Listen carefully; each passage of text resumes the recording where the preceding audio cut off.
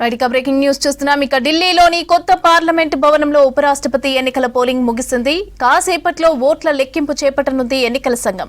ఉదయం 10 గంటలకు ప్రారంభమైన పోలింగ్ సాయంత్రం 5 గంటల వరకు కొనసాగింది. ఎన్డీఏ అభ్యర్థిగా సిపి రాధాకృష్ణన్ పోటీ చేస్తూ ఉండగా ఇండియా కూటమి నుంచి జస్టిస్ సుదర్శన్ రెడ్డి బరిలో ఉన్నారు. ప్రధాని మోదీ సహా కేంద్ర మంత్రులు ఓటు హక్కును వినియోగించుకున్నారు. అటు కాంగ్రెస్ అగ్రనేతలు సోనియా, రాహుల్, ఖర్గే, ప్రియాంక సహా ఇండియా కూటమిలోని ఎంపీలు ఓటేశారు. వైస్ ప్రెసిడెంట్ ఎన్నికలో పాల్గొనే ఎలక్టోరల్ కాలేజీలో మొత్తం 781 మంది సభ్యులు ఉన్నారు. వీరిలో లోక్సభ నుంచి 542 మంది, రాజ్యసభ నుంచి 239 మంది సభ్యులు ఉన్నారు. ప్రతి సభ్యుడి ఓటు విలువ 1గా ఉంటుంది. ఉపరాష్ట్రపతి ఎన్నికలో 391 మ్యాజిక్ ఫిగర్. అధికార ఎన్డీఏ కూటమికి 422 మంది ఎంపీల బలం ఉండగా విపక్ష ఇండియా కూటమికి 311 మంది ఎంపీల మద్దతు ఉంది. ఇదే అంశానికి సంబంధించి పూర్తి అప్డేట్స్ మా ప్రతినిధి మదార్ అందిస్తారు. మదార్, 5 గంటలతోటి పోలింగ్ ప్రక్రియ అంతా కూడా ముగిసింది వైస్ ప్రెసిడెంట్ కి సంబంధించి. ఇక సాయంత్రం 6 గంటలకు కౌంటింగ్ అనేది కూడా ప్రారంభం అవుతుంది. అయితే ఒక మొత్తం 13 మంది అంటే వివిధ పార్టీ 3 పార్టీలకు సంబంధించి ఎంపీలు ఈ ఓటింగ్ లో దూరంగా ఉన్నారు. దాంట్లో బీఆర్ఎస్ పార్టీకి సంబంధించి 4, శిరోమణి అకాలీదళ్ దళకు సంబంధించి 1 ఎంపీ, వారితో పాటు బీజేడీకి సంబంధించి బీజూ జనతా దళకు సంబంధించి 7 మంది ఎంపీలు ఓటింగ్ కు దూరంగా ఉన్నారు. మొత్తంగా మ్యాజిక్ ఫిగర్ ఇట్లాంటి వాటిలో కూడా చేంజెస్ వచ్చేటువంటి అవకాశం ఉంది.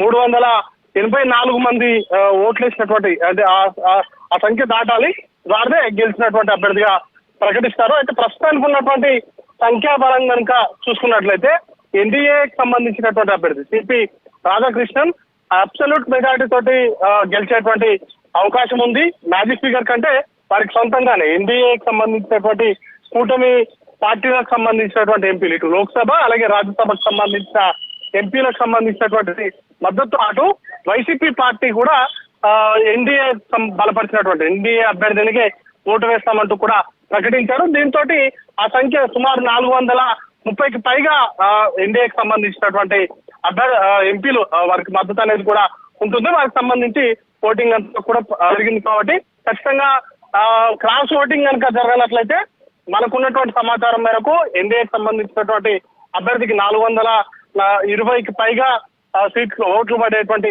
అవకాశం ఉంది. ఇండియా కూటమికి సంబంధించినటువంటి అభ్యర్థికి 320కి దాదాపుగా స్థాయిలో ఎంపీలకు సంబంధించిన ఓట్లు పడేటువంటి అవకాశం ఉంది. అయితే ఇండియా కూటమికి సంబంధించినటువంటి నేతలు కావచ్చు, కీలక నేతలు కావచ్చు, వారందరూ కూడా క్రాస్ ఓటింగ్ పైన ఎక్కువగా హోప్స్ అనేది కూడా పెట్టుకున్నారు. ఎందుకంటే ఈ ఎలక్షన్ కు సంబంధించి రహస్య బ్యాలెట్ ద్వారా ఓటింగ్ జరుగుతుంది. దాంట్లో అంటే విప్ అనేది కూడా ఇచ్చేది ఉండదు. పార్టీలకు సంబంధించి సాధారణంగా ఏదైనా బిల్లు పైన చర్చకు వచ్చినప్పుడు లేకపోతే నార్మల్ గా సందర్భంలో ఈ వైస్ ప్రెసిడెంట్ సంబంధించినటువంటి ఎన్నికలకు సంబంధించి ఇలాంటి విప్ అనేది కూడా జారీ చేయరు. కాబట్టి ఎంపీలు కొంత విజ్ఞతతో విచక్షణతో ఓటు హక్కును వినియోగించుకునేటువంటి అవకాశం ఉంటుంది. పార్టీ లైన్ లోనే వెళ్లాల్సినటువంటి అవసరం కూడా ఉండదు. అది మ్యాండేటరీ కాదు. విప్ ఇస్తేనే ఖచ్చితంగా పార్టీ ఎలాంటి లైన్ ఇస్తుందో ఆ లైన్ కు తగ్గట్టుగా ఓటు హక్కును వేయాల్సి ఉంటుంది.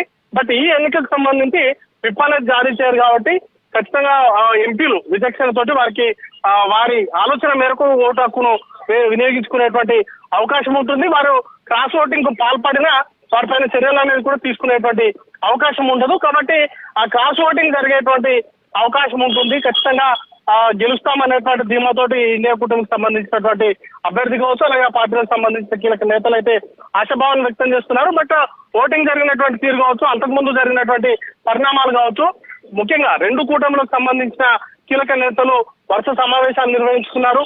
దాంట్లో క్రాస్ ఓటింగ్ సహా అసలు ఎన్నికల్లో అనుసరించాల్సినటువంటి వ్యూహాలపైన చాలా కాలంగా కూడా చర్చలు అనేది కూడా జరిగింది.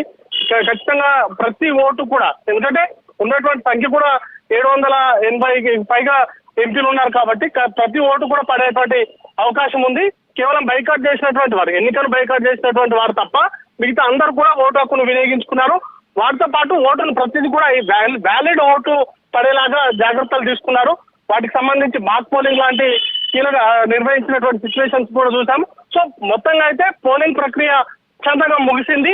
ఇక మరి కాసేపట్లోనే కౌంటింగ్ ప్రక్రియ ప్రారంభమవుతుంది. 6 గంటలకు కౌంటింగ్ ప్రక్రియ ప్రారంభమవుతుంది. రాష్ట్ర బ్యాలెట్ ద్వారా ఈ ఎలక్షన్ జరిగింది కాబట్టి కొంత సమయం పడుతుంది. బట్ అది ఎక్కువ సమయం అయితే పట్టేటువంటి అవకాశం ఉండదు. కేవలం 780కి పైగా 80 వరకు కూడా ఓటింగ్ జరిగింది కాబట్టి వాటిని లెక్క పెట్టడం అనేది పెద్ద సమయం అనేది కూడా పట్టేటువంటి అవకాశం ఉండదు. మొత్తంగా పోల్ అయినటువంటి ఓట్లకు సంబంధించి వ్యాలిడా ఇన్వాలిడా అనేది ఒకసారి చెక్ చేస్తారు. ఆ తర్వాత వాటికి సంబంధించి కౌంటింగ్ అనేది కూడా మొదలవుతుంది. దీంట్లో నోటా అనేది ఉండదు కాబట్టి కేవలం 2 అభ్యర్థులు ఉన్నారు. ఆ 2 అభ్యర్థులకు వచ్చినటువంటి పోల్ అయినటువంటి ఓట్లను కౌంట్ చేసి ఫలితాన్ని వెంబడే విడుదల చేస్తారు. కాబట్టి ఈ రోజు సాయంత్రం 7 గంటల కల్లా పూర్తి స్థాయిలో అంటే ఎవరు గెలిచారనే దానిపైన ఒక పూర్తి స్థాయి స్పష్టత అయితే వచ్చేటువంటి అవకాశం ఉంది మమత.